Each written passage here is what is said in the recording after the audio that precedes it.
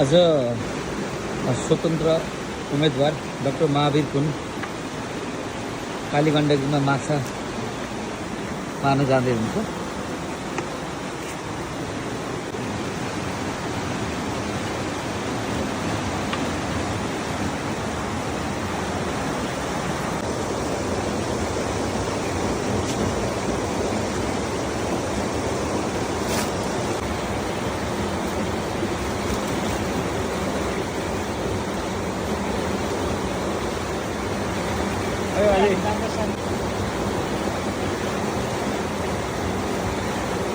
खोइ हो त ढोकमा कहाँ भन्ने ठाउँ त हुनु पर्यो।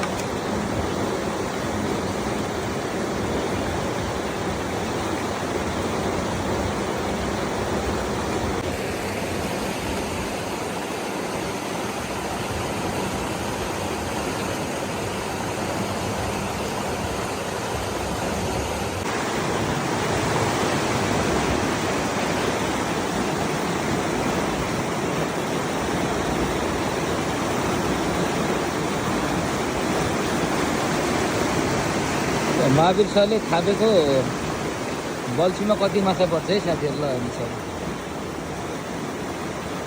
किन माछा मार्न आउनुभएको छ। अब हेरौँ कालीगण्डकीमा कति माछा पर्छ है।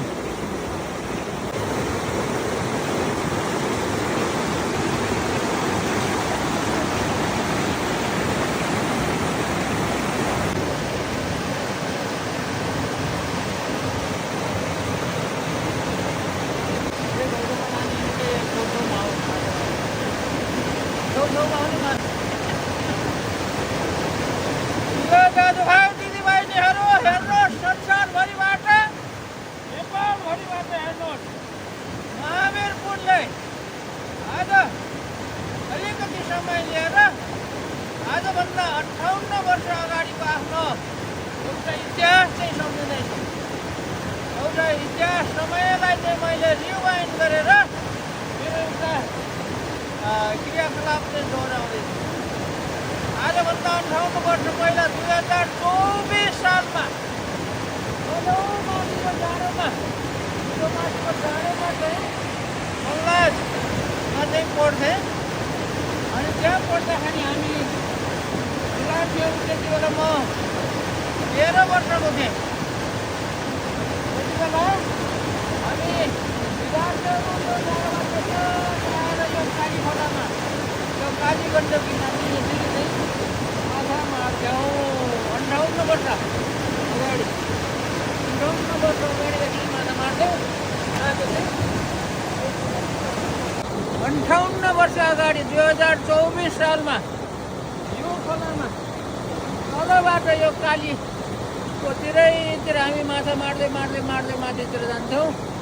र विद्यार्थी शनिबारको दिनमा खास गरी मल्लाजको केही साथीहरूसँग माछा मार्न जान्थ्यौँ। आज पनि त्यही कुराको सम्झनाको लागि, यो माछा मार्नको लागि होइन, माछा मार्नको लागि होइन कि सम्झनाको लागि उति बेला यसरी माछा मार्थ्यौँ। 2024 सालमा 58 वर्ष अगाडि भनेर तपाईँहरूलाई देखाउनको लागि। र यो कुरा मैले मेरो आत्मकथामा पनि लेखेको छु। ल हेर्नु, आत्मकथामा पनि मैले मल्लाजमा पढ्दाखेरि कसरी चाहिँ कालीगण्डकीमा गएर माछा मार्थ्यौँ भन्ने कुरा चाहिँ लेखेको छु। सर माछा भेगु त होला।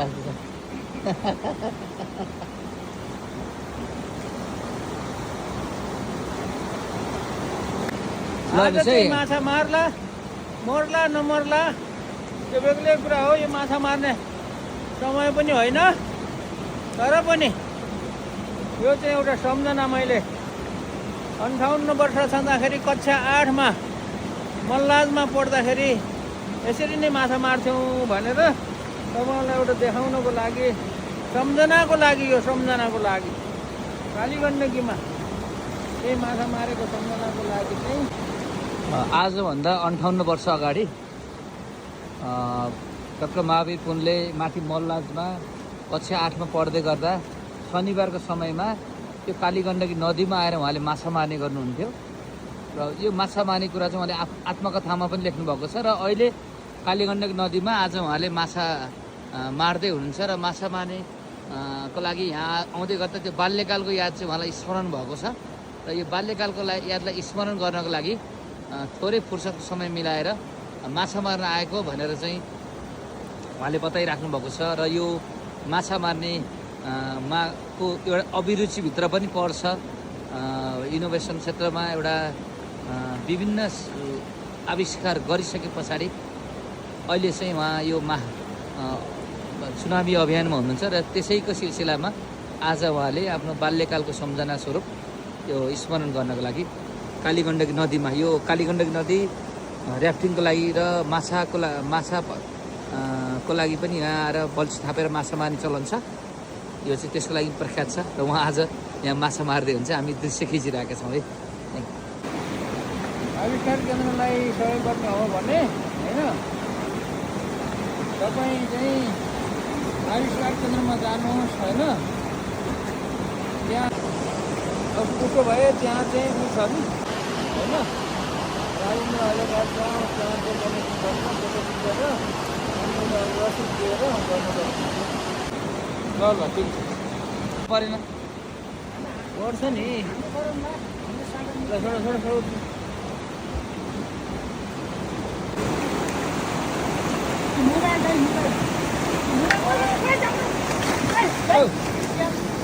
अन्त यताबाट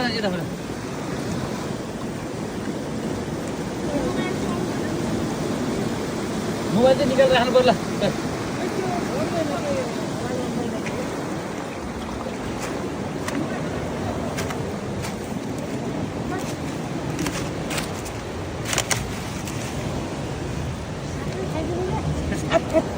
मेरो जुत्ता चिप्लो हुँदैछ क्या मेरो जुत्ता चिप्लो हो क्या मेरो जुत्ता चिप्लो यस्तो जुत्ता हेर्नु सर गोटी छैन उठाल्नु परिन्छ नि त्यहाँ बुढाको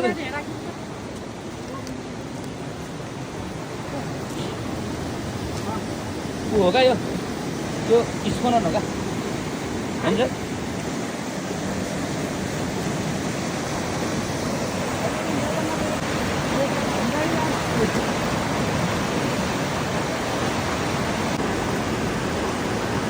ढुङ्गामाथि बसेर महावीर सरले माछा पार्दै हुनुहुन्थ्यो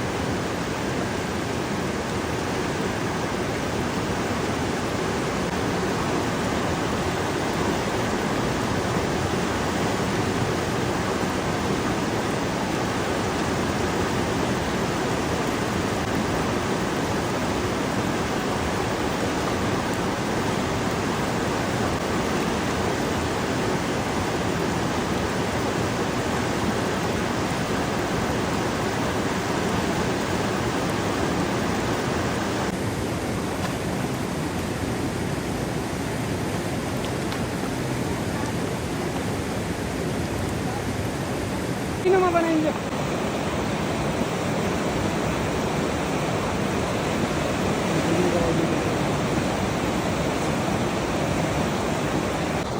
58 वर्ष अगाडि 2024 सालमा यो खोलामा तलबाट यो कालीकोतिरैतिर हामी माछा मार्दै माथितिर जान्थ्यौँ र विद्यार्थी शनिबारको दिनमा खास गरी मल्लाजको केही साथीहरूसँग माछा मार्न जान्थ्यौँ। आज पनि यही कुराको सम्झनाको लागि, यो माछा मार्नको लागि होइन,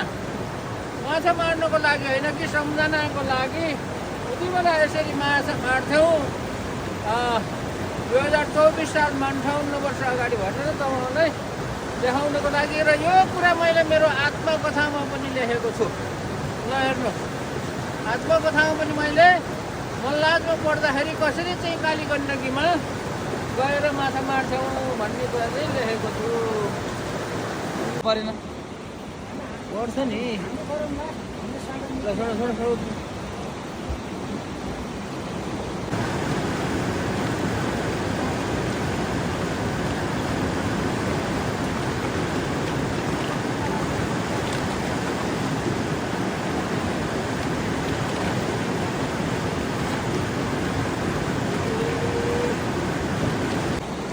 आजभन्दा 58 वर्ष अगाडि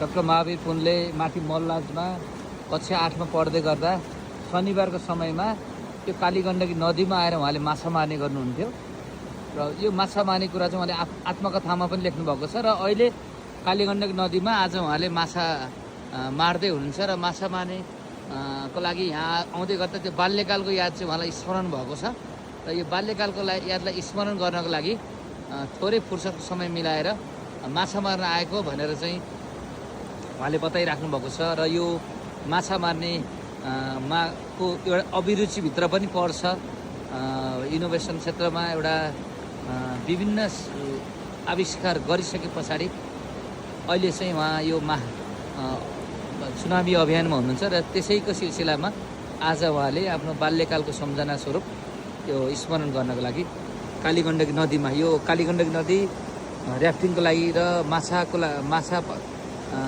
लागि पनि यहाँ आएर बल्छी थापेर माछा मार्ने चलन छ। यो चाहिँ त्यसको लागि प्रख्यात छ र उहाँ आज यहाँ माछा मार्दै हुन्छ, हामी दृश्य खिचिरहेका छौँ है।